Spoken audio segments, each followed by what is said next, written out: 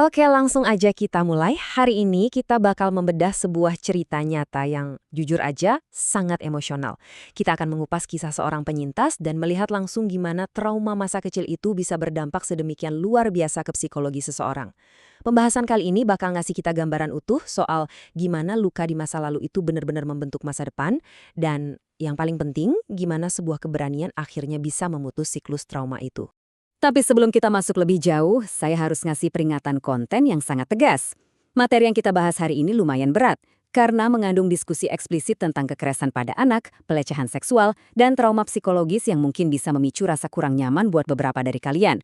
Tujuan kita di sini murni untuk belajar dan memahami realitas pahit ini dari sudut pandang edukasi. Nah, satu poin krusial yang bakal jadi pegangan kita hari ini adalah kalimat pendek, tapi maknanya dalam banget. Korban bukan aib. Ini bukan sekedar kutipan loh, ini adalah seruan perlawanan dari sang penyintas sendiri.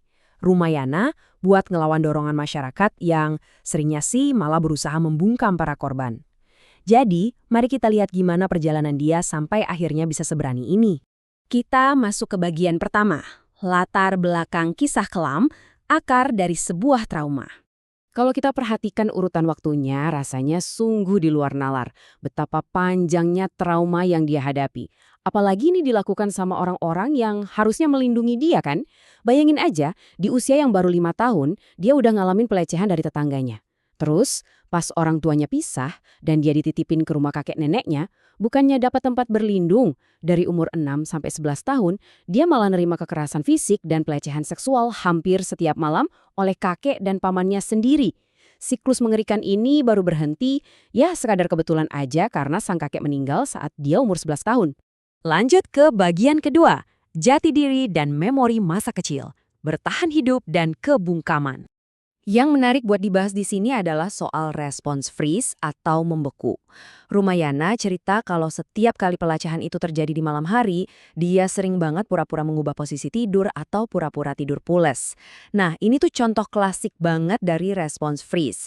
Jadi, ketika ngelawan atau lari itu bener-bener mustahil buat seorang anak kecil yang lagi ketakutan setengah mati, otak dan tubuhnya otomatis milih buat, ya membeku aja. Terus, kenapa sih dia nggak bisa ngomong atau minta tolong saat itu? Jawabannya jelas banget. Dia itu benar-benar terjebak di lingkungan yang sama sekali nggak punya keamanan emosional. Orang tuanya nggak ada, dia dihukum fisik dengan brutal setiap hari cuma gara-gara masalah sepele. Terus-terusan ditanamin perasaan kalau dia itu nggak berharga. Dan yang paling parah, sama sekali nggak ada sosok orang dewasa yang ngerasa aman buat dia jadiin tempat ngadu. Semuanya benar-benar merampas suaranya. Sekarang kita masuk ke bagian ketiga, dampak psikologis di masa dewasa, luka yang tak terlihat. Nggak bisa dipungkiri, ketiadaan perlindungan di masa kecil itu bikin dia kehilangan jati diri pas masuk usia 20-an. Dia mulai kehilangan otoritas atas tubuhnya sendiri. Sampai-sampai dia merasa hidupnya tuh kayak budak aja buat kepuasan orang lain. Hal ini bikin dia sama sekali nggak bisa nentuin batasan fisik dan malah mendorong dia buat lakuin oversharing secara kompulsif ke orang-orang baru. Kenapa? Karena dia sebegitu putus asanya nyari koneksi dan kasih sayang yang nggak pernah dia dapat. Ini membuktikan kalau masa lalu tuh nggak pernah bener-bener hilang gitu aja.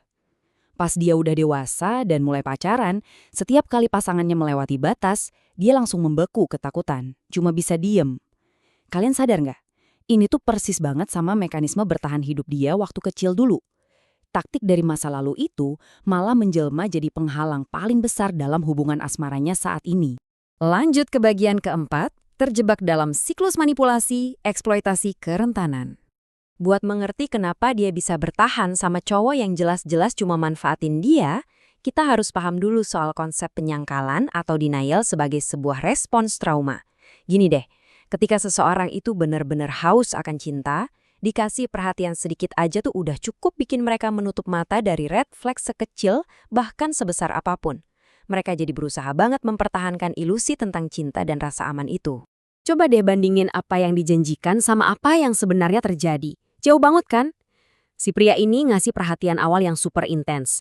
Dan sayangnya, ini benar-benar membutakan Rumayana dari fakta-fakta mengerikan yang ada. Padahal, faktanya pria itu udah punya istri, punya anak di provinsi lain, manfaatin dia secara finansial dan gak berhenti bohong. Tapi ya itu tadi, ilusi soal cinta udah terlanjur mengaburkan realitas. Terus pertanyaannya, gimana akhirnya siklus gila ini bisa berhenti? Ternyata butuh langkah yang drastis. Harus ada jarak fisik dan intervensi langsung dari keluarganya buat bisa menghancurkan dinding penyangkalan itu. Keputusannya pindah jauh dari Tangerang ke Pekanbaru itu krusial banget. Kenapa? Karena jarak itu ngasih dia ruang buat mikir logis lagi, ngebantu dia sadar kalau selama ini dia udah dimanipulasi, dan akhirnya mulai ngenalin pola kerentanannya sendiri. Masuk ke bagian kelima, keberanian untuk buka suara. Titik balik.